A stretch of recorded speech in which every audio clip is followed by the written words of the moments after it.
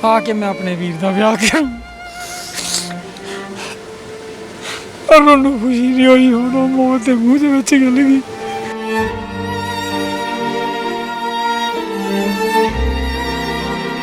बहुत मुश्किलां कीतियां मैं, बड़े वक्तां नाल बच्चे पाले सी, पढ़ाए सी, पर मैनू सुख मिलिया। पर मेरी धी ने मेरा लक तोड़ के रख दिता। मैनू पुछ के वेखो मेरियां धाई निकलदियां। अज मैनू किन्ने दिन हो गए रोंदी नूं, विलकदी नूं। ਬੱਚੇ ਅਸੀਂ ਪ੍ਰਦੇਸਾਂ ਦੇ ਵਿੱਚ ਤਾਂ ਭੇਜਦੇ ਹਾਂ ਕਿ ਸਾਡੀਆਂ ਸਰਕਾਰਾਂ ਨੇ ਸਾਡੇ ਬੱਚਿਆਂ ਦੀ ਜ਼ਿੰਦਗੀ ਖਰਾਬ ਕਰ ਦਿੱਤੀ ਹੈ। ਆਪਣੇ ਉਹਨਾਂ ਨੇ ਘਰ ਭਰ ਲਿਆ। ਮੈਂ ਤੇ ਤਰਲੇ ਲੈਨੀ, ਮੈਂ ਨਹੀਂ ਫੋਨ ਚੋਂ ਨਿਕਲਿਆ। ਪਲਵਿੰਦਰੇ ਮੈਂ ਤੈਨੂੰ ਘੁੱਟ ਕੇ ਜੱਫੀ ਪਾਵਾਂ। ਕਰਜ਼ਾ ਚੁੱਕ ਚੁੱਕ ਕੇ ਆਪਾਂ ਬੱਚਿਆਂ ਨੂੰ ਪੜ੍ਹਾਇਆ ਤੇ ਕਰਜ਼ਾ ਚੁੱਕ ਚੁੱਕ ਕੇ ਆਪਾਂ ਉਹਨਾਂ ਨੂੰ ਵਿਦੇਸ਼ ਭੇਜਿਆ ਤੇ ਵਿਦੇਸ਼ ਦੇ ਵਿੱਚ ਜਾ ਕੇ ਵੀ ਉਹਨਾਂ ਨੂੰ ਇਹ ਨਸੀਬ ਨਹੀਂ ਹੋਇਆ ਵੀ ਅਸੀਂ ਆਪਣੇ ਬਾਪ ਦਾ ਕਰਜ਼ ਮੋੜ ਦਈਏ। ਮੇਰੀ ਧੀ ਦੀ ਲਾਸ਼ ਆ ਜੇ ਮੇਰੇ ਕੋਲ, ਮੈਂ ਮੂੰਹ ਵੇਖ ਲਾਂ ਆਪਣੀ ਧੀ ਦਾ, ਮੈਂ ਮੂੰਹ ਵੇਖ ਲਾਂ।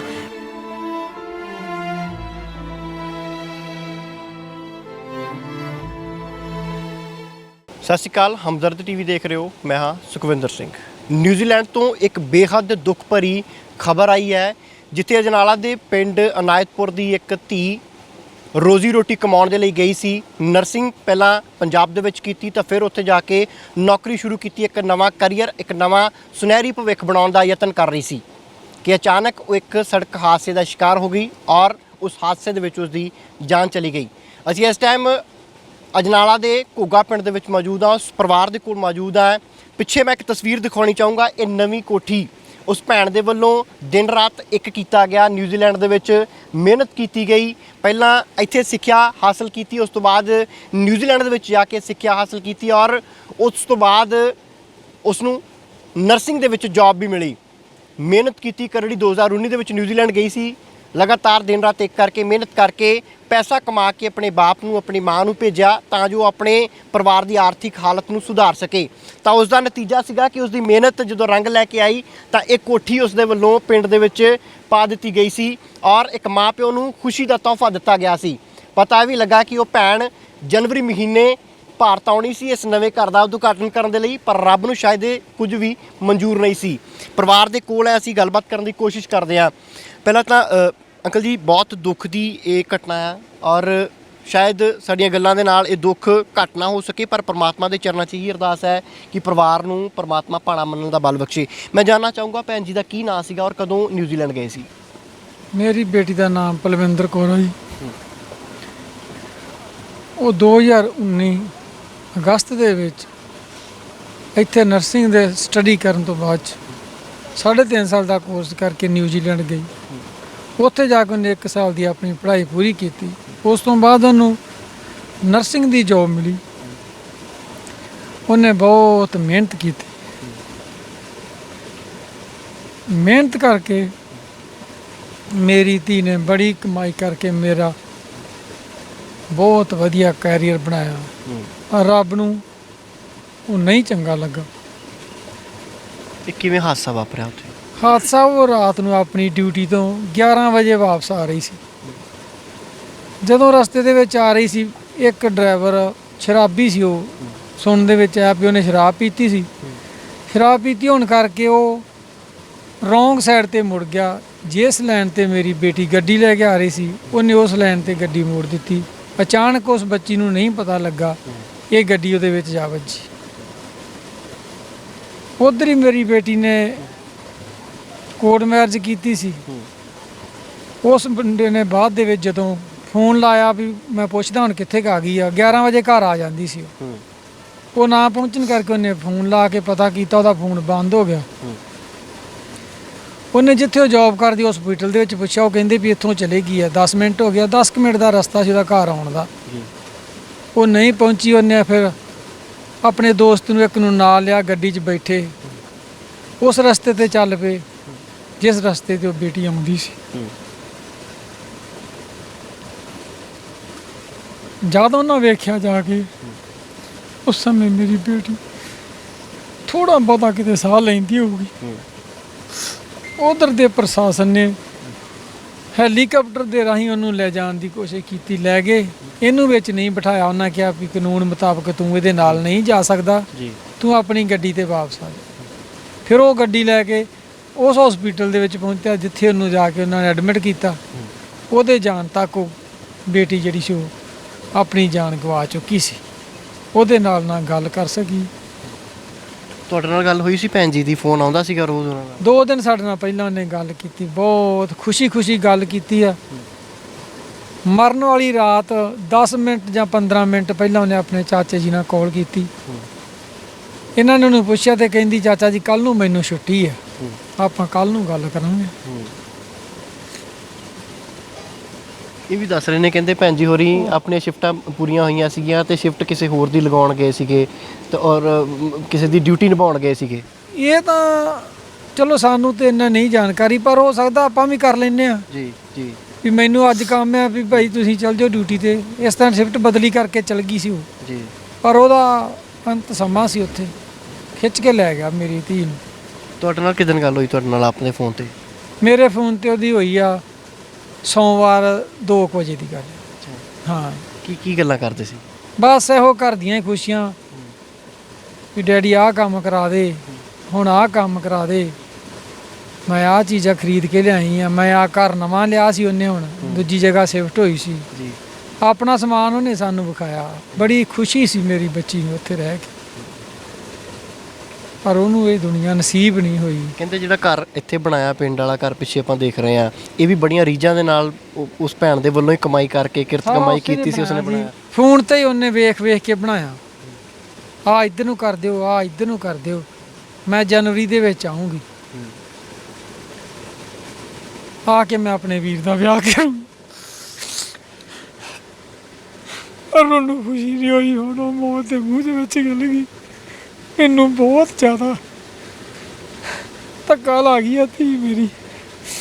ਕਾਰਨ ਇਹ ਆ, ਬੱਚੇ ਅਸੀਂ ਪ੍ਰਦੇਸਾਂ ਦੇ ਵਿੱਚ ਤਾਂ ਭੇਜਦੇ ਆ ਕਿ ਸਾਡੀਆਂ ਸਰਕਾਰਾਂ ਨੇ ਸਾਡੇ ਬੱਚਿਆਂ ਦੀ ਜ਼ਿੰਦਗੀ ਖਰਾਬ ਕਰ ਦਿੱਤੀ ਹੈ। ਆਪਣੇ ਉਹਨਾਂ ਨੇ ਘਰ ਭਰ ਲਿਆ। ਜਿਸ ਵੀ ਬੰਦੇ ਨੂੰ ਤੁਸੀਂ ਪ੍ਰਸ਼ਾਸਨ ਦੇ ਵਿੱਚ ਅੱਗੇ ਲੈ ਕੇ ਆਓ, ਉਹ ਬੰਦਾ ਚਾਹੁੰਦਾ ਵੀ ਦੂਜੇ ਨੂੰ ਮੈਂ ਮਾਰ ਦੇਵਾਂ ਤੇ ਆਪਣਾ ਸਭ ਕੁਝ ਖਾ ਲਵਾਂ। ਹੁਣ ਤੁਸੀਂ ਵੇਖਦੇ ਜੇ, ਅਸੀਂ ਵੀ ਚਲੋ ਸਰਕਾਰ ਦਾ ਜੋਬ ਕਰਕੇ ਫੌਜ 'ਚੋਂ ਆਏ ਆ। ਇਹ ਚੀਜ਼ ਪਹਿਲਾਂ ਨਹੀਂ ਸੀ ਹੈਗੀ ਜੋ ਇਹਨਾਂ ਨੇ ਅੱਜ ਕੱਲ੍ਹ ਕਰ ਦਿੱਤੀ ਹੈ ਵੀ ਪਬਲਿਕ ਨੂੰ ਮਾਰ ਦਿਓ, ਆਪ ਐਸ਼ਾਂ ਕਰੋ। ਇਹਨਾਂ ਦੇ ਬੱਚਿਆਂ ਦੀਆਂ ਪੜ੍ਹਾਈਆਂ ਬੰਦ ਕਰ ਦਿਓ, ਕਰੋਨਾ ਦਾ ਬਹਾਨਾ ਮਾਰਦੇ ਆ। ਇਹੋ ਜਿਹੇ ਬਹਾਨੇ ਮਾਰ ਕੇ ਹੁਣ ਉਹ ਬੱਚੀ ਦੀ ਲਾਸ਼ ਆਉਣੀ ਹੈ, ਇੱਕ ਕਰੋਨਾ ਦੇ ਬਹਾਨੇ ਕਾਰਨ ਹੀ ਨਹੀਂ ਉਹ ਪਹੁੰਚ ਸਕੀ, ਨਹੀਂ ਤੇ ਅੱਜ ਤੱਕ ਸਾਡੀ ਲਾਸ਼ ਘਰ ਆ ਜਾਂਦੀ। ਸਿਰਫ ਇਹਨਾਂ ਸਰਕਾਰਾਂ ਦੀਆਂ ਪਾਲਿਸੀਆਂ ਨੇ ਪਬਲਿਕ ਨੂੰ ਬੇਵਕੂਫ ਬਣਾ ਕੇ ਉਹ ਆਪਣੀ ਕਾਰਵਾਈ ਕਰੀ ਜਾਂਦੇ ਆ। ਪਬਲਿਕ ਬੇਵਕੂਫ ਹੈ, ਅਸੀਂ ਉਹਦੇ ਵਿੱਚ ਹੀ ਹਾਂ ਜੀ, ਕਿਉਂਕਿ ਅੱਜ ਅਸੀਂ ਇਸ ਪਾਰਟੀ ਨਾਲ, ਕੱਲ੍ਹ ਨੂੰ ਅਸੀਂ ਦੂਜੀ ਪਾਰਟੀ ਨਾਲ ਆ, ਪਰਸੋਂ ਤੀਜੀ ਨਾਲ ਹੋ ਜਾਣਾ। ਖਾ ਇਹਨਾਂ ਸਾਰਿਆਂ ਜਾਣਾ ਸਾਨੂੰ। ਸਾਡੇ ਦੇਸ਼ ਨੂੰ ਖਾ ਗਏ ਸਾਡੇ ਲੀਡਰ, ਸਾਡੇ ਭਵਿੱਖ ਨੂੰ ਖਾ ਗਏ ਸਾਡੇ ਲੀਡਰ। ਇੱਕ ਬੇਬਸ ਬਾਪ ਦਾ ਸਰਕਾਰ ਦੇ ਖਿਲਾਫ ਵੀ ਗੁੱਸਾ ਹੈ। ਗੁੱਸਾ ਇਸ ਕਰਕੇ ਹੈ ਵੀ ਧੀ ਦੀ ਡੈੱਡ ਬੋਡੀ ਪਈ ਨੂੰ ਕਿੰਨੇ ਦਿਨ ਬੀਤ ਗਏ ਨੇ ਨਿਊਜ਼ੀਲੈਂਡ ਦੇ ਵਿੱਚ, ਇੰਨਾ ਦਰਦਨਾਕ ਹਾਦਸਾ ਵਾਪਰਿਆ, ਤਾਂ ਅੱਜ ਇਹ ਬੇਬਸ ਬਾਪ ਉਸ ਧੀ ਦੇ ਅੰਤਿਮ ਦਰਸ਼ਨ ਕਰਨ ਦੇ ਲਈ ਤਰਸ ਰਿਹਾ ਹੈ। ਸਰਕਾਰਾਂ ਜੇਕਰ ਚੰਗੀਆਂ ਹੋਣ, ਸਰਕਾਰਾਂ ਜੇਕਰ ਚੰਗੇ ਸੁਚੱਜੇ ਪ੍ਰਬੰਧ ਕਰਨ ਆਪਣੇ ਮੁਲਕ ਦੇ ਵਾਸੀਆਂ ਦੇ ਲਈ, ਤਾਂ ਸ਼ਾਇਦ ਸਾਡੇ ਨੌਜਵਾਨ ਭੈਣ ਭਰਾ ਵਿਦੇਸ਼ੀ ਧਰਤੀ ਦੇ ਉੱਤੇ ਰੋਜ਼ਗਾਰ ਦੀ ਭਾਲ ਦੇ ਵਿੱਚ ਨਾ ਜਾਣ, ਅਜਿਹੇ ਹਾਦਸੇ ਵੀ ਨਾ ਵਾਪਰਨ ਉਹਨਾਂ ਦੇ ਨਾਲ।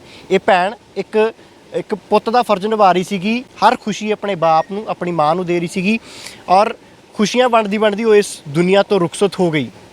ਪਰ ਰੋਸਾ ਗਿਲਾ ਫਿਰ ਵੀ ਪਰਿਵਾਰ ਦਾ ਅੱਜ ਸਰਕਾਰ ਦੇ ਉੱਤੇ ਹੈ, ਕਿਉਂਕਿ ਅੱਜ ਰੋਂਦਿਆਂ ਕੁਰਲਾਉਂਦਿਆਂ ਨੂੰ, ਵਿਲਕਦਿਆਂ ਨੂੰ ਕਈ ਦਿਨ ਬੀਤ ਗਏ ਨੇ, ਪਰ ਆਸ ਦੀ ਕਿਰਨ ਕਿਤੇ ਨਜ਼ਰ ਨਹੀਂ ਆ ਰਹੀ ਵੀ ਸਾਡੀ ਧੀ ਦੀ ਜਿਹੜੀ ਹੈ ਉਹ ਅੰਤਿਮ ਦਰਸ਼ਨਾਂ ਦੇ ਲਈ ਉਸਦੀ ਡੈੱਡ ਬੋਡੀ ਘਰ ਕਦੋਂ ਪਹੁੰਚੇਗੀ। ਹਰ ਰੋਜ਼ ਨਵਾਂ ਦਿਨ ਚੜ੍ਹਦਾ ਹੈ ਇਸ ਆਸ ਦੇ ਨਾਲ ਵੀ ਸ਼ਾਇਦ ਅੱਜ ਕੋਈ ਸੁਣਿਆ ਇੱਦਾਂ ਦਾ ਆਵੇਗਾ, ਕੋਈ ਇੱਦਾਂ ਦੇ ਕਾਗਜ਼ ਪੱਤਰ ਪੂਰੇ ਕੰਪਲੀਟ ਹੋ ਜਾਣਗੇ, ਉਹ ਕਾਰਵਾਈਆਂ ਪੂਰੀਆਂ ਹੋਣਗੀਆਂ ਔਰ ਉਸ ਭੈਣ ਦੀ ਮ੍ਰਿਤਕ ਦੇਹ ਹੈ ਇਸ ਪਰਿਵਾਰ ਦੇ ਕੋਲ ਪਹੁੰਚੇਗੀ। ਤਾਂ ਕਰਦਿਆਂ ਕਈ ਦਿਨ ਬੀਤ ਚੁੱਕੇ ਨੇ, ਪਰ ਕਿਸੇ ਪਾਸਿਓਂ ਵੀ ਕੋਈ ਢੋਈ ਮੇਲੀ ਜਿਹੜੀ ਹੈ, ਢੋ ਮੇਲਾ ਜਿਹੜਾ ਉਹ ਨਹੀਂ ਬਣ ਰਿਹਾ। ਮੈਂ ਜਾਣਨਾ ਚਾਹੂੰਗਾ, ਜਿਸ ਤਰੀਕੇ ਦੇ ਨਾਲ ਇਹ ਬਾਰਡਰ ਦਾ ਏਰੀਆ, ਬਾਰਡਰ ਬੈਲਟ ਹੈਗੀ ਹੈ, ਬਿਲਕੁਲ ਬਾਰਡਰ ਦੇ ਨਾਲ ਪਿੰਡ ਲੱਗਦਾ ਹੈ, ਜਦੋਂ ਭੈਣ ਜੀ ਹੁਣੀ ਪੜ੍ਹਦੇ ਸੀਗੇ ਉਦੋਂ ਕਿੱਦਾਂ ਦੀਆਂ ਫਿਰ ਦਿੱਕਤਾਂ ਦੇ ਵਿੱਚ ਪੜ੍ਹਾਇਆ ਉਹਨਾਂ ਨੂੰ? ਨਰਸਿੰਗ ਕਰਨ ਦੇ ਲਈ ਸੁਭਾਵਿਕ ਤੌਰ ਦੇ ਉੱਤੇ ਦੂਰ ਦਰੇਡੇ ਵੀ ਪੜ੍ਹਨ ਜਾਣਾ ਪੈਂਦਾ ਹੋਊਗਾ। ਬਹੁਤ ਦੂਰ ਜੀ। ਅਸੀਂ ਉਸ ਸਮੇਂ ਇੱਥੇ ਨਾ ਕੋਈ ਸਾਧਨ ਸੀ, ਪੈਦਲ ਬੱਚੇ ਮੇਰੇ ਜਿਹੜੇ ਆ ਪੜ੍ਹ ਕੇ ਨਰਸਿੰਗ ਕੋਰਸ ਕੀਤਾ ਉਹਨਾਂ ਨੇ। ਵੇਖੋ ਉਸ ਸਮੇਂ ਫਿਰ ਉਹਨਾਂ ਨੂੰ ਅਸੀਂ ਜਿਹੜੀ +2 ਦੀ ਆ ਪੜ੍ਹਾਈ ਆ ਉਹ ਅਸੀਂ ਅਜਨਾਲੇ ਵਿੱਚ ਕਰਾਈ। ਇੱਥੋਂ ਅਸੀਂ ਉਹਨੂੰ ਅਜਨਾਲੇ ਛੱਡ ਕੇ ਆਉਣਾ, ਪਹਿਲਾਂ ਸਾਈਕਲਾਂ ਤੇ ਜਾਣਾ, ਫਿਰ ਮੋਟਰਸਾਈਕਲਾਂ ਤੇ ਛੱਡ ਕੇ ਆਏ। ਮੈਂ ਫੌਜ ਦੀ ਡਿਊਟੀ ਕਰਦਾ ਸੀ, ਉਹਨਾਂ ਦੀ ਮੰਮੀ ਇੱਥੇ ਸੀ। ਉਸ ਮਾਂ ਨੇ ਆਪਣੀ ਭੁੱਖ ਤੇ ਵੇਖਦੀ ਹੋਈ ਨੇ ਆਪਣੇ ਬੱਚਿਆਂ ਨੂੰ ਇੱਥੋਂ ਤੱਕ ਪੜ੍ਹਾਇਆ। ਦੋਵੇਂ ਬੱਚੇ ਉਹਨੇ ਵਿਦੇਸ਼ਾਂ 'ਚ ਭੇਜੇ ਕਿਉਂਕਿ ਉਹਨੂੰ ਜੋਬ ਨਹੀਂ ਮਿਲੀ। ਜੇ ਇੱਥੇ ਉਹ ਜੋਬ ਕਰਦੀ ਸੀ ਉਹਨੂੰ 5000 ਰੁਪਈਆ ਜਾਂ 7000 ਤਨਖਾਹ ਦਿੰਦੀ ਸੀ। ਤੇ ਉਸ ਸਮੇਂ ਮੈਂ ਆਪਣੀ ਬੱਚੀ ਦੇ ਕੋਰਸ ਦੇ 6 ਲੱਖ ਰੁਪਈਆ ਲਾਇਆ ਸੀ। ਤੇ ਸਰਕਾਰ ਨੇ ਪ੍ਰਾਈਵੇਟ ਹਸਪਤਾਲ ਬਣਾ ਕੇ ਤੇ 5000 ਦੇ ਵਿੱਚ ਜਾਂ 2000 ਦੇ ਵਿੱਚ 4000 ਦੇ ਵਿੱਚ ਬੱਚਿਆਂ ਨੂੰ ਨੌਕਰੀ ਰੱਖਦੇ ਆ। ਉਹ ਵੀ ਤਨਖਾਹ ਨਹੀਂ ਦਿੰਦੇ ਉਹਨਾਂ ਨੂੰ 3-3 ਮਹੀਨੇ 4-4 ਮਹੀਨੇ। ਤੇ ਬੱਚਿਆਂ ਨੇ ਇੱਥੇ ਰਹਿ ਕੇ ਇਸ ਇੰਡੀਆ ਦੇ ਵਿੱਚ ਕੀ ਕਰਨਾ। ਤੇ ਤੁਸੀਂ ਸੋਚੋ ਵੀ ਇਸ ਇਲਾਕੇ ਦੇ ਵਿੱਚੋਂ ਬੱਚੇ ਨੂੰ ਪੜ੍ਹਾ ਕੇ ਇੱਥੋਂ ਤੱਕ ਪਹੁੰਚਾਉਣਾ ਇੱਕ ਮਾਂ-ਬਾਪ ਦੀ ਕਿੰਨੀ ਕੁ ਜ਼ਿੰਮੇਵਾਰੀ ਤੇ ਕਿੰਨੀ ਕੁ ਉਹਨੂੰ ਉਸ ਸਮੇਂ ਦਿੱਕਤ ਆਈ ਹੋਊਗੀ ਜਦੋਂ ਉਹਨੇ ਆਪਣੇ ਬੱਚਿਆਂ ਨੂੰ ਪੜ੍ਹਾਇਆ ਹੋਊਗਾ। ਸਰੀਰਕ ਤੌਰ ਦੇ ਉੱਤੇ ਦਿੱਕਤ ਆਈ ਹੋਊਗੀ, ਪਰ ਜਦੋਂ ਵਿਦੇਸ਼ ਭੇਜੀ ਭੈਣ ਨੂੰ ਜਾਂ ਇੱਥੇ ਪੜ੍ਹਾਈ ਦੇ ਉੱਤੇ 6 ਲੱਖ ਰੁਪਇਆ 6-7 ਲੱਖ ਰੁਪਇਆ ਖਰਚਿਆ ਤਾਂ ਉਹ ਵੀ ਬੜੀ ਇੱਕ ਔਖਾ ਸਮਾਂ ਹੋਊਗਾ। ਕਿਵੇਂ ਭੈਣ ਜੀ ਨੂੰ ਬਾਹਰ ਭੇਜਿਆ ਸੀਗਾ, ਕਿੰਨੇ ਕੁ ਪੈਸੇ ਲਾ ਕੇ ਭੇਜਿਆ ਸੀ? 20 ਲੱਖ ਰੁਪਈਆ ਮੇਰਾ ਲੱਗਾ ਸੀ ਜੀ। ਉਸ ਸਮੇਂ ਮੈਂ ਕਿਤੇ ਬੈਂਕ 'ਚੋਂ ਲੋਨ ਲਿਆ, ਕਿਤੇ ਲੋਨ ਲਿਆ, ਕੁਛ ਆਪਣੇ ਇਕੱਠੇ ਕੀਤੇ। ਇਸ ਤਰ੍ਹਾਂ ਕਰਕੇ ਮੈਂ ਆਪਣੀ ਬੇਟੀ ਨੂੰ ਭੇਜਿਆ ਉੱਥੇ। ਬੈਂਕ ਦਾ ਲੋਨ ਆ ਲਾਇਆ ਤੇ ਹੀ ਕੁਛ ਰਹਿ ਗਿਆ ਵਾ ਲਾ ਦੂਗੀ, ਪਰ ਹੁਣ ਕਿੱਥੇ ਉਹਨੇ ਆਉਣਾ ਜੀ। ਉਹਨੂੰ ਇਹੋ ਸੀ ਵੀ ਮੇਰਾ ਪਿਓ ਜਿਹੜਾ ਸੋਈ ਅੱਜ ਵੀ ਕਰਜ਼ਾ ਸਿਰ ਤੇ? ਥੋੜਾ ਬਹੁਤ ਆਇਆ ਜੀ। ਕਿੰਨੇ ਭੈਣ ਦੋ ਭਰਾ ਸੀ? ਬੱਚੇ ਭੇਜੇ ਆ, ਦੋਵੇਂ ਬੱਚੇ ਭੇਜਿਆ। ਖਰਚਾ ਤੁਹਾਨੂੰ ਪਤਾ ਲੱਗਦਾ ਜੀ, ਫਿਰ ਉਹ ਕਿੱਥੋਂ ਹੋਣਾ। ਕਰਜ਼ਾ ਚੁੱਕ ਕੇ ਆਪਾਂ ਬੱਚਿਆਂ ਨੂੰ ਪੜ੍ਹਾਇਆ ਤੇ ਕਰਜ਼ਾ ਚੁੱਕ ਕੇ ਆਪਾਂ ਉਹਨਾਂ ਨੂੰ ਵਿਦੇਸ਼ ਭੇਜਿਆ। ਤੇ ਵਿਦੇਸ਼ ਦੇ ਵਿੱਚ ਜਾ ਕੇ ਵੀ ਉਹਨਾਂ ਨੂੰ ਇਹ ਨਸੀਬ ਨਹੀਂ ਹੋਇਆ ਵੀ ਅਸੀਂ ਆਪਣੇ ਬਾਪ ਦਾ ਕਰਜ਼ ਮੋੜ ਦਈਏ। ਇਸ ਘਰ ਦਾ ਉਦਘਾਟਨ ਕਰਨਾ ਸੀ, ਕਹਿੰਦੀ ਸੀ ਆ ਕੇ ਜਨਵਰੀ ਦੇ ਵਿੱਚ ਜਨਵਰੀ ਦੇ ਵਿੱਚ ਉਹਨਾਂ ਆ ਕੇ ਡੈਡੀ ਆ ਵੀ ਤਿਆਰੀ ਕਰਦੇ, ਅਸੀਂ ਜਨਵਰੀ ਦੇ ਵਿੱਚ ਆਵਾਂਗੇ ਆ ਕੇ ਵੀਰ ਦਾ ਵਿਆਹ ਕਰਾਂਗੇ, ਅਸੀਂ ਖੁਸ਼ੀਆਂ ਮਨਾਵਾਂਗੇ। ਖੁਸ਼ੀਆਂ ਮੇਰੀ ਧੀ ਦੀਆਂ ਵਿੱਚ ਰਹਿ ਗਈਆਂ ਜੀ। ਇਸ ਸਮੇਂ ਤੋਂ ਹੁਣ ਮੈਨੂੰ ਪੁੱਛੋ ਜਾਂ ਮੇਰੀ ਉਸ ਬੇਟੀ ਨੂੰ ਪਤਾ ਹੋਊਗਾ ਜਦੋਂ ਉਹਦੇ ਨਾਲ ਐਡਾ ਹਾਦਸਾ ਹੋਇਆ ਕੀ ਉਹਦੇ ਨਾਲ ਬੀਤੀ ਹੋਊਗੀ। ਇਹ ਤਰਾਸਦੀ ਹੈ ਸਾਡੇ ਮੁਲਕ ਦੀ। ਤਰਾਸਦੀ ਦੁੱਖ ਇਸ ਗੱਲ ਦਾ ਹੈ ਕਿ ਜੇਕਰ ਇੱਥੇ ਮੌਕੇ ਮਿਲਣ ਤਾਂ ਸ਼ਾਇਦ ਵਿਦੇਸ਼ੀ ਧਰਤੀ ਦੇ ਉੱਤੇ ਜਾ ਕੇ ਅਜਿਹੇ ਬੇਬਸ ਬਾਪ ਆਪਣੇ ਬੱਚਿਆਂ ਨੂੰ ਭੇਜ ਕੇ ਪਿੱਛੋਂ ਬੇਬਸੀ ਦੇ ਵਿੱਚ ਹੰਝੂ ਨਾ ਬਹਾਉਣ।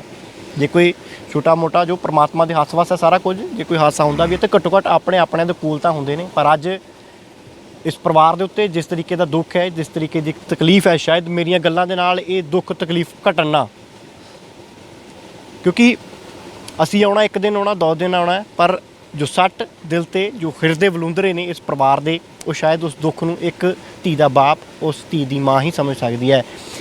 ਵੀਰ ਉਸ ਭੈਣ ਦਾ ਕਿਸੇ ਹੋਰ ਮੁਲਕ ਦੇ ਵਿੱਚ ਕਮਾਈ ਕਰ ਰਿਹਾ, ਕਿਰਤ ਕਰ ਰਿਹਾ, ਔਰ ਜਨਵਰੀ ਮਹੀਨੇ ਇਸ ਭੈਣ ਨੇ ਭਾਰਤ ਆਉਣਾ ਸੀਗਾ, ਆਪਣੇ ਪਿੰਡ ਆਉਣਾ ਸੀ, ਇਸ ਘਰ ਦੇ ਵਿੱਚ ਨਵੇਂ ਘਰ ਦੇ ਵਿੱਚ ਆਉਣਾ ਸੀਗਾ ਔਰ ਇੱਥੇ ਆ ਕੇ ਵੀਰ ਦਾ ਵਿਆਹ ਕਰਨਾ ਸੀ। ਇਸ ਤਰੀਕੇ ਦੀਆਂ ਸੁਪਨੇ ਸੰਜੋ ਕੇ ਬੈਠੀ ਸੀ ਉਹ ਆਪਣੇ ਦਿਲ ਦੇ ਵਿੱਚ, ਆਪਣੇ ਮਨ ਦੇ ਵਿੱਚ, ਪਰ ਸ਼ਾਇਦ ਪਰਮਾਤਮਾ ਨੂੰ ਇਹ ਗੱਲ ਮਨਜ਼ੂਰ ਨਹੀਂ ਸੀ ਔਰ ਉਹ ਭੈਣ ਇਸ ਵੱਡੇ ਹਾਦਸੇ ਦਾ ਸ਼ਿਕਾਰ ਹੋ ਗਈ। ਹੋਰ ਵੀ ਰਿਸ਼ਤੇਦਾਰ ਸਗੇ ਸੰਬੰਧੀ ਵੀ ਇੱਥੇ ਪਹੁੰਚੇ ਨੇ। ਬਾਪੂ ਜੀ, ਭੈਣ ਜੀ ਉਹਨਾਂ ਨੂੰ ਤੁਹਾਡੇ ਕੋਲ ਬਚਪਨ ਇੱਥੇ ਬੀਤਿਆ ਹੋਊਗਾ, ਕਿੱਦਾਂ ਦਾ ਸੁਭਾਅ ਸੀ ਉਹਨਾਂ ਦਾ? ਸੁਭਾਅ ਬਹੁਤ ਵਧੀਆ ਉਹਨਾਂ ਦਾ। ਪਿੰਡ ਖਾਸ ਮੂਹ ਕਰਨੀਆਂ ਗੱਲਾਂ ਕਰਨੀਆਂ, ਬਾਪੂ ਜੀ ਆਹ ਕਰੋ, ਬਾਪੂ ਜੀ ਆਹ ਕਰ ਲਓ। ਮੇਰੀ ਪੋਤਰੀ ਹੈ, ਮੈਂ ਚਾਚਾ ਹੀ ਇਹਨਾਂ ਦੇ। ਇਹੋ ਜਿਹੀ ਹਸਮੁਖ ਸੀ ਇਹਨਾਂ ਦਾ, ਇੰਨਾ ਨਹੀਂ ਕੋਈ ਗੁੱਸੇ ਆਈ, ਮਤਲਬ ਜਿੰਨੀ ਗੱਲ ਕਰਨੀ ਚੰਗੀ ਕਰਨੀ। ਜਿਵੇਂ ਇਹ ਜਿਹੜੇ ਪਿੰਡ ਨੇ ਬਿਲਕੁਲ ਬਾਰਡਰ ਦੇ ਨਾਲ ਲੱਗਦੇ ਨੇ, ਇਹਨਾਂ ਛੋਟੇ ਛੋਟੇ ਪਿੰਡਾਂ 'ਚੋਂ ਡੇਰਿਆਂ ਦੇ ਵਿੱਚੋਂ ਵਧੀਆ ਪੜ੍ਹਾਈ ਕਰਕੇ ਵਧੀਆ ਮੁਲਕ ਦੇ ਵਿੱਚ ਜਾ ਕੇ ਨੌਕਰੀ ਵੀ ਲਈ। ਹਾਂਜੀ, ਬਾਹਰ ਜਾ ਕੇ ਨੌਕਰੀ ਵੀ ਲਈ ਆ। ਹੁਣ ਜੇ ਨਹੀਂ ਮਤਲਬ ਵੀ ਜਿੰਨਾ ਹੁਣ ਨਹੀਂ ਬਾਅਦ 'ਚ ਵਾਪਸ ਆ ਸਕੀ, ਉਹ ਪਰਮਾਤਮਾ ਨੂੰ ਨਹੀਂ ਚੰਗਾ ਲੱਗਾ ਜੋ ਉਹਨੇ ਕੀਤਾ। ਹੁਣ ਸਾਨੂੰ ਮਨਜ਼ੂਰ ਕਰਨਾ ਪੈਣਾ, ਮੰਨਣਾ ਪੈਣਾ, ਖਾਣਾ ਰੱਬ ਦਾ। ਪਰਮਾਤਮਾ ਦਾ ਭਾਣਾ ਉਹੀ ਅਰਦਾਸ ਹੈ, ਕਿਉਂਕਿ ਇਸ ਸਟੇਜ ਦੇ ਉੱਤੇ ਆ ਕੇ ਨਾ ਤਾਂ ਬੰਦੇ ਦਾ ਮਨ ਕਿਸੇ ਗੱਲੋਂ ਠਹਿਰਾਵ ਦੇ ਵਿੱਚ ਆਉਂਦਾ ਹੈ, ਨਾ ਦਿਲ ਸੰਤੁਸ਼ਟ ਹੁੰਦਾ ਹੈ, ਜਿੰਨ ਚਿਰ ਉਹ ਧੀ ਦੀ ਮ੍ਰਿਤਕ ਦੇਹ ਨੂੰ ਜਾਂ ਉਸਦੇ ਦਰਸ਼ਨ ਨਹੀਂ ਇਹ ਮਾਂ-ਬਾਪ ਕਰ ਲੈਂਦੇ। ਤਾਂ ਅਪੀਲ ਸਾਡੀ ਦੋਨਾਂ ਮੁਲਕਾਂ ਦੀਆਂ ਸਰਕਾਰਾਂ ਨੂੰ ਹੈ ਵੀ ਜਿੰਨੀ ਮਦਦ ਇਹਨਾਂ ਪਰਿਵਾਰਾਂ ਦੀ, ਇਸ ਪਰਿਵਾਰ ਦੀ ਹੋ ਸਕਦੀ ਹੈ, ਉਸ ਭੈਣ ਦੀ ਡੈੱਡ ਬੋਡੀ ਨੂੰ ਇੰਡੀਆ ਲਿਆਉਣ ਦੇ ਵਿੱਚ, ਤੇ ਉਹ ਜ਼ਰੂਰ ਕੀਤੀ ਜਾਣੀ ਚਾਹੀਦੀ ਹੈ, ਤਾਂ ਜੋ ਇੱਕ ਜਿਹੜੀਆਂ ਅੰਤਿਮ ਰਸਮਾਂ ਨੇ ਉਹ ਇੱਕ ਬਾਪ ਦੇ ਵੱਲੋਂ, ਇੱਕ ਮਾਂ ਦੇ ਵੱਲੋਂ ਆਪਣੀ ਧੀ ਦੀਆਂ ਪੂਰੀਆਂ ਕੀਤੀਆਂ ਜਾ ਸਕਣ। ਡੈੱਡ ਬੋਡੀ ਲਿਆਉਣ ਦਾ ਕੁਝ ਹੋ ਰਿਹਾ ਪ੍ਰਬੰਧ ਉੱਥੇ, ਕਿਸ ਤਰੀਕੇ ਦੀ ਕੋਈ ਗੱਲਬਾਤ ਹੋਈ ਹੈ ਤੁਹਾਡੀ? ਉਧਰ ਸੁਸਾਇਟੀ ਆ ਕੋਈ ਗੁਰਦੁਆਰਾ ਸਾਹਿਬ ਦੀ, ਉਹਦੇ ਨਾਲ ਗੱਲਬਾਤ ਹੋਈ ਆ, ਉਹਨਾਂ ਕਿਹਾ ਅਸੀਂ ਭੇਜਾਂਗੇ।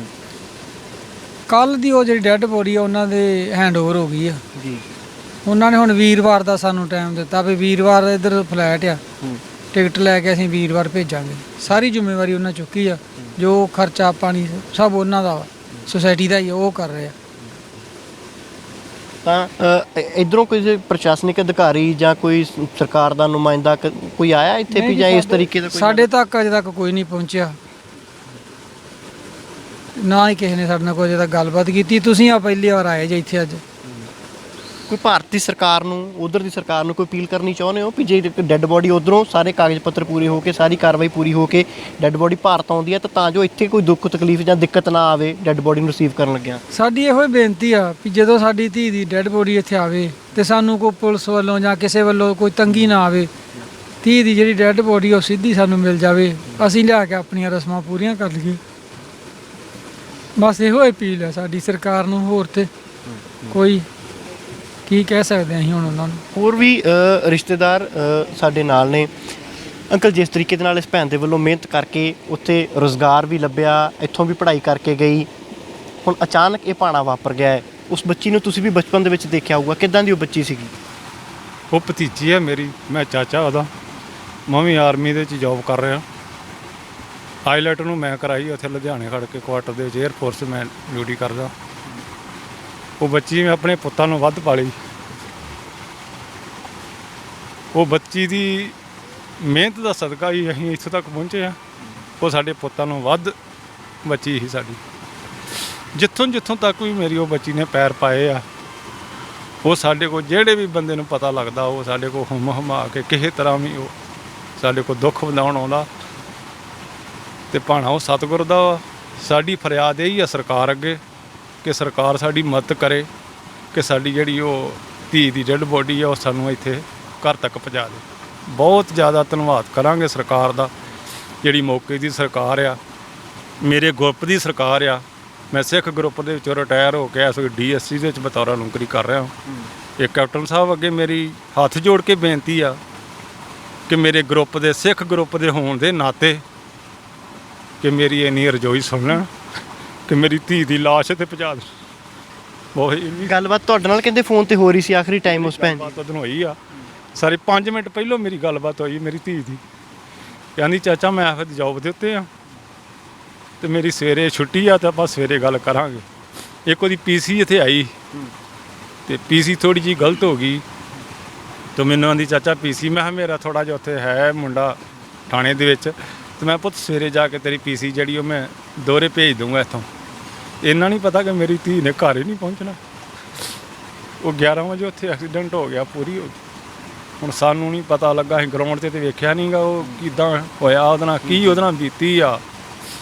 ਜੋ ਵੀ ਉਹ ਮੇਰੀ ਧੀ ਨੂੰ ਹੀ ਪਤਾ ਵਾ ਕਿ ਮੇਰੀ ਧੀ ਨੇ ਕਿੱਦਾਂ ਆਪਣਾ ਕਸ਼ਟ ਝੱਲਿਆ, ਕੀ ਕੀਤਾ ਕੀ ਨਹੀਂ। ਤੇ ਸਰਕਾਰ ਅੱਗੇ ਮੇਰੀ ਫਿਰ ਇਹੀ ਬੇਨਤੀ ਆ ਕਿ ਸਰਕਾਰ ਸਾਡੀ ਮਦਦ ਕਰੇ ਜਿੰਨੀ ਵੀ ਹੋ ਸਕਦੀ ਕਿ ਮੇਰੀ ਧੀ ਦੀ ਡੈੱਡ ਬੋਡੀ ਇੱਥੇ ਪਹੁੰਚ ਜਾਵੇ। ਤਾਂ ਸਰਕਾਰ ਨੂੰ ਪਰਿਵਾਰ ਦੀ ਅਪੀਲ ਹੈ, ਸਾਡੀ ਵੀ ਇਹੀ ਅਪੀਲ ਹੈ ਵੀ ਸਰਕਾਰ ਇਸ ਦੁੱਖ ਦੀ ਘੜੀ ਦੇ ਵਿੱਚ ਇਸ ਪਰਿਵਾਰ ਦਾ ਜੇਕਰ ਦੁੱਖ ਵੰਡਾਉਣਾ ਚਾਹੁੰਦੀ ਹੈ ਤਾਂ ਇਸ ਪਰਿਵਾਰ ਦੀ ਮਦਦ ਕੀਤੀ ਜਾਵੇ ਤਾਂ ਜੋ ਡੈੱਡ ਬੋਡੀ ਇਸ ਪਰਿਵਾਰ ਤੱਕ ਪਹੁੰਚ ਸਕੇ। ਅਸੀਂ ਭੈਣ ਦੀ ਮਾਤਾ ਜੀ ਦੇ ਨਾਲ ਵੀ ਗੱਲਬਾਤ ਕਰਨ ਦੀ ਕੋਸ਼ਿਸ਼ ਕਰਾਂਗੇ ਕਿਉਂਕਿ ਇਸ ਦੁੱਖ ਦੀ ਘੜੀ ਦੇ ਵਿੱਚ ਗੱਲਾਂ ਕਰਨੀਆਂ ਸੁਖਾਲੀਆਂ ਨਹੀਂ, ਨਾ ਤਾਂ ਸਵਾਲ ਪੁੱਛਣੇ ਸੁਖਾਲੇ ਨੇ ਔਰ ਨਾ ਜਵਾਬ ਲੈਣੇ ਸੁਖਾਲੇ ਨੇ, ਪਰ ਕੋਸ਼ਿਸ਼ ਕਰਾਂਗੇ ਉਸ ਮਾਂ ਦਾ ਦਰਦ ਵੀ ਮਹਿਸੂਸ ਕਰਨ ਦੇ ਲਈ, ਉਸ ਮਾਂ ਦਾ ਦਰਦ ਵੰਡਾਉਣ ਦੇ ਲਈ। ਤਾਂ ਉਸ ਮਿਹਨਤੀ ਭੈਣ ਦੇ ਬੇਬਸ ਬਾਪ 'ਤੇ ਤੁਸੀਂ ਦੁੱਖ ਸੁਣਿਆ ਹੈ, ਉਸਦੇ ਮਾਤਾ ਜੀ ਵੀ ਸਾਡੇ ਨਾਲ ਨੇ। ਬੇਹੱਦ ਦੁੱਖ ਵਾਲੀ ਘੜੀ ਆਂਟੀ ਜੀ, ਪਰਮਾਤਮਾ ਦੇ ਚਰਨਾਂ 'ਚ ਇਹੀ ਅਰਦਾਸ ਹੈ ਤੁਹਾਨੂੰ ਪਰਮਾਤਮਾ ਭਾਣਾ ਮੰਨਣ ਦਾ ਬਲ ਬਖਸ਼ੇ। ਬਹੁਤ ਕਹਿੰਦੇ ਔਕੜਾਂ ਦੇ ਨਾਲ, ਬਹੁਤ ਮੁਸ਼ਕਲਾਂ ਦੇ ਨਾਲ ਉਸ ਭੈਣ ਨੂੰ ਪੜ੍ਹਾਇਆ। ਬਹੁਤ ਮੁਸ਼ਕਲਾਂ ਕੀਤੀਆਂ ਮੈਂ, ਬੜੇ ਵਕਤਾਂ ਨਾਲ ਬੱਚੇ ਪਾਲੇ ਸੀ, ਪੜ੍ਹਾਏ ਸੀ, ਪਰ ਮੈਨੂੰ ਸੁੱਖ ਮਿਲਿਆ। ਪਰ ਮੇਰੀ ਧੀ ਨੇ ਮੇਰਾ ਲੱਕ ਤੋੜ ਕੇ ਰੱਖ ਦਿੱਤਾ। ਮੈਨੂੰ ਪੁੱਛ ਕੇ ਵੇਖੋ ਮੇਰੀਆਂ ਧਾਈ ਨਿਕਲਦੀਆਂ। ਅੱਜ ਮੈਨੂੰ ਕਿੰਨੇ ਦਿਨ ਹੋ ਗਏ ਰੋਂਦੀ ਨੂੰ, ਵਿਲਕਦੀ ਨੂੰ। ਮੈਂ ਰੋ ਰੋ ਕੇ ਆਪਣਾ ਆਪ ਗਵਾ ਲਿਆ। ਹੁਣ ਮੈਂ ਨਹੀਂ ਮੇਰੀ ਧੀ ਦੀ ਲਾਸ਼ ਆ ਜੇ ਮੇਰੇ ਕੋਲ, ਮੈਂ ਮੂੰਹ ਵੇਖ ਲਾਂ ਆਪਣੀ ਧੀ ਦਾ, ਮੈਂ ਮੂੰਹ ਵੇਖ ਲਾਂ। ਮੈਨੂੰ ਹੋਰ ਕੁਛ ਨਹੀਂ ਚਾਹੀਦਾ। ਮੈਂ ਇਹੋ ਹੀ ਆਨੀ ਮੈਂ ਆਪਣੀ ਧੀ ਨੂੰ ਮਿਲ ਲਵਾਂ ਇੱਕ ਵਾਰਾਂ, ਮੇਰੀ ਧੀ ਮੈਨੂੰ ਕਿਤੇ ਮਿਲ ਲਵੇ, ਠੰਡ ਪੈ ਜਾਵੇ। ਮੈਂ ਤੇ ਤਰਲੇ ਲੈਨੀ, ਮੈਂ ਨਹੀਂ ਫੋਨ ਚੋਂ ਨਿਕਲਿਆ। ਪਲਵਿੰਦਰੇ ਮੈਂ ਤੈਨੂੰ ਘੁੱਟ ਕੇ ਜੱਫੀ ਪਾਵਾਂ, ਨਹੀਂ ਮੈਂ ਤੈਨੂੰ ਘੁੱਟ ਕੇ ਜੱਫੀ ਪਾਵਾਂ, ਕਲੇਜੇ ਦੇ ਨਾਲ ਲਾਵਾਂ ਧੀਏ। ਮੈਨੂੰ ਕੁਛ ਨਹੀਂ ਚਾਹੀਦਾ ਪਿੰਦਰੇ, ਮੈਨੂੰ ਤੂੰ ਇਕੱਲੀ ਚਾਹੀਦੀ ਸਾਂ।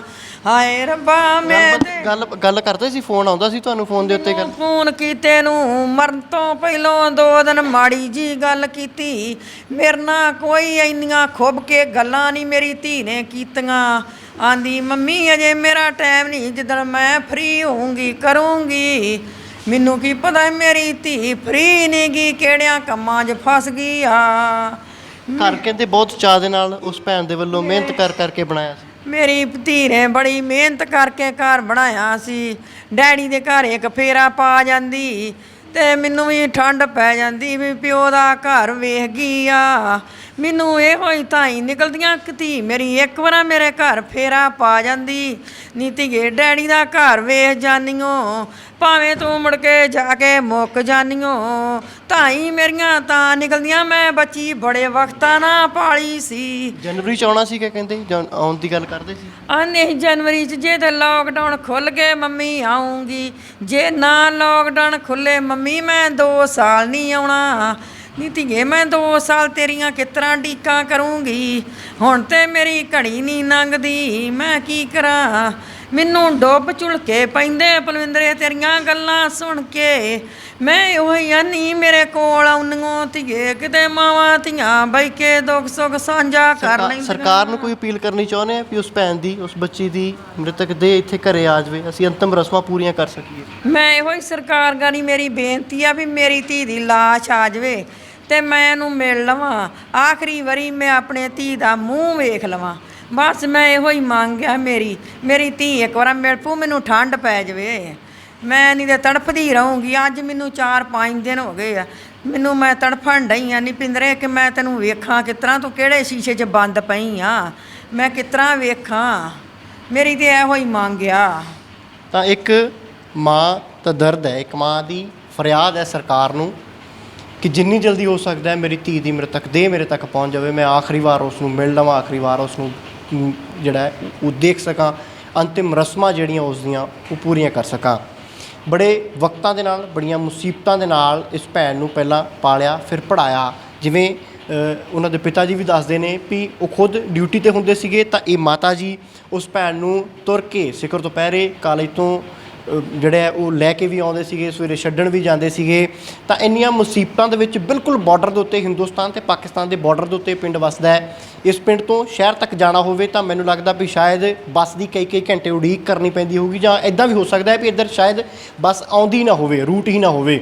ਤਾਂ ਅਜਿਹੇ ਹਾਲਾਤਾਂ ਦੇ ਵਿੱਚ ਜਦੋਂ ਬੱਚੇ ਨੂੰ ਪੜ੍ਹਾ ਕੇ ਅਸੀਂ ਉਸਦੇ ਸੁਨਹਿਰੀ ਭਵਿੱਖ ਦੇ ਲਈ ਵਿਦੇਸ਼ੀ ਧਰਤੀ 'ਤੇ ਭੇਜਦੇ ਹਾਂ, ਤਾਂ ਇੱਕ ਬੜੀ ਆਸ ਦੇ ਨਾਲ, ਇੱਕ ਬੜੇ ਸੁਪਨੇ ਦੇ ਨਾਲ ਭੇਜਦੇ ਹਾਂ ਕਿ ਉਹ ਬੱਚੀ ਉੱਥੇ ਜਾ ਕੇ, ਜਾਂ ਉਹ ਸਾਡਾ ਪੁੱਤਰ ਉੱਥੇ ਜਾ ਕੇ ਮਿਹਨਤ ਕਰੇਗਾ ਔਰ ਪਰਿਵਾਰਾਂ ਦੀ ਆਰਥਿਕ ਹਾਲਤ ਸੁਧਾਰਨ ਦੇ ਨਾਲ ਨਾਲ ਉਸ ਦਾ ਆਪਣਾ ਚੰਗਾ ਭਵਿੱਖ ਵੀ ਬਣੇਗਾ ਔਰ ਸਾਰਾ ਪਰਿਵਾਰ ਖੁਸ਼ੀਆਂ ਦੇ ਨਾਲ ਬੈਠ ਕੇ ਇਸ ਜ਼ਿੰਦਗੀ ਨੂੰ ਬਤੀਤ ਕਰੇਗਾ।